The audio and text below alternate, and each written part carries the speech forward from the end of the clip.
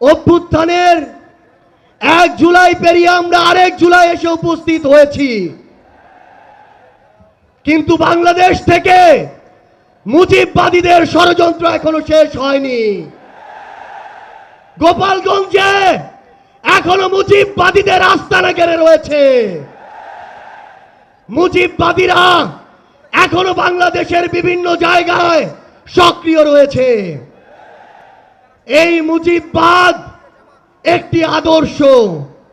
শুধু আইনিভাবে এই মুজিববাদের মোকাবেলা করা যাবে না, আমাদেরকে অর্থনৈতিকভাবে, রাজনৈতিকভাবে, সাংস্কৃতিকভাবে এই মুজিববাদের কোমর ভেঙে দিতে হবে।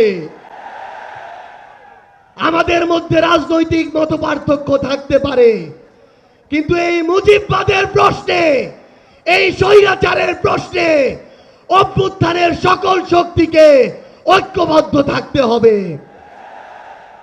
সংগ্রামী সহযোদ্ধারা, এই বাংলাদেশে আবারও নতুন করে মুজিববাদী ভারতপন্থী শক্তিগুলো এখন সক্রিয় হচ্ছে। আমাদের মধ্যে মতপার্থক্য থাকতে পারে, কিন্তু এই বাংলাদেশে বাংলাদেশপন্থী ব্যতীত কোন দেশপন্থী, কোন বাদপন্থী, কোন শক্তির আর জায়গা হবে না। সংগ্রামী সহযোদ্ধারা, এই বাংলাদেশে আর ভারতীয় আধিপত্যবাদের জায়গা হতে দেয়া যাবে না। অন্য যে কোনো দেশের নামের কোন আধিপত্যবাদের জায়গা এই বাংলাদেশে হতে দেয়া যাবে না। সংগ্রামী সহযোদ্ধারা, হাজারের অধিক ছাত্র জনতা জীবন দিয়েছে। আমার হাজার হাজার সহযোদ্ধা আজকে আমার সামনে রয়েছে। আমাদের একটা আকাঙ্ক্ষা ছিল, গত জুলাইয়ে ওই অগাস্টের 5 তারিখে আমাদের যে স্বপ্ন ছিল, আরেক অগাস্ট আসতে চলেছে, আমাদের সেই স্বপ্নগুলো পূরণ হয়নি। অন্তর্বর্তীকালীন সরকারের কাছে আমরা সুশীল সরকারের ভূমিকা চাই না, আমরা তাদেরকে অভ্যুত্থান পরবর্তী সরকারের ভূমিকায় দেখতে চাই।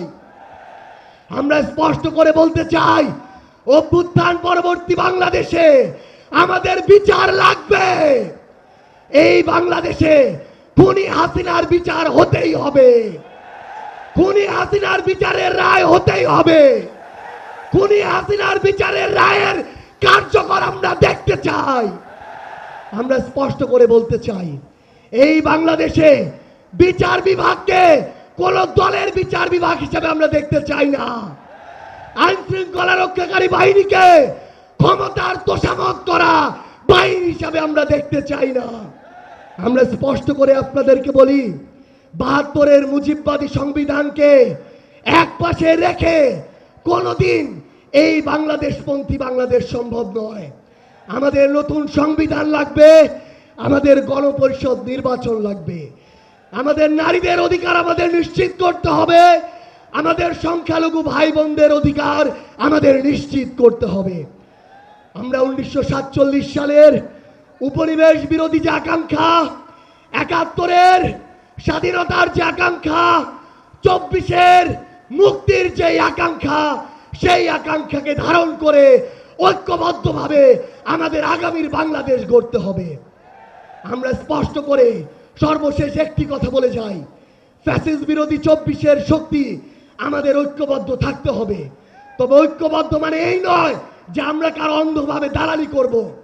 কেউ যদি চাঁদাবাজি করে আমরা সেটা মুখের উপরে বলবো, কেউ যদি সিন্ডিকেট চালায় আমরা সেটাও বলবো, কেউ যদি দখলদারিত্ব করে আমরা সেটাও বলবো। তবে আওয়ামী লীগের প্রশ্নে আমরা ঐক্যবদ্ধভাবে আমাদের লড়াই চালিয়ে যাব। সংগ্রামী সহযোদ্ধারা, রাজনীতিতে প্রতিদ্বন্দ্বিতা থাকবে, প্রতিযোগিতা থাকবে, কিন্তু রাজনীতির যে সৌন্দর্য, এই সৌন্দর্য যেন আমরা ধারণ করি, তাহলেই আগামীর বাংলাদেশ সামনের দিকে এগিয়ে যাবে। রাজনৈতিক প্রতিদ্বন্দ্বিতা যেন ব্যক্তি আক্রমণে কোনোদিন রূপ না নেয়। ইনশাআল্লাহ ফ্যাসিস্ট বিরোধী 24-এর শক্তি ঐক্যবদ্ধভাবে আমরা আগামীর বাংলাদেশ গড়ে তুলব। আপনাদের সাথে আমাদের আবারও দেখা হবে লড়াইয়ের রাজপথে অথবা বিজয়ে। ইনকিলাব জিন্দাবাদ।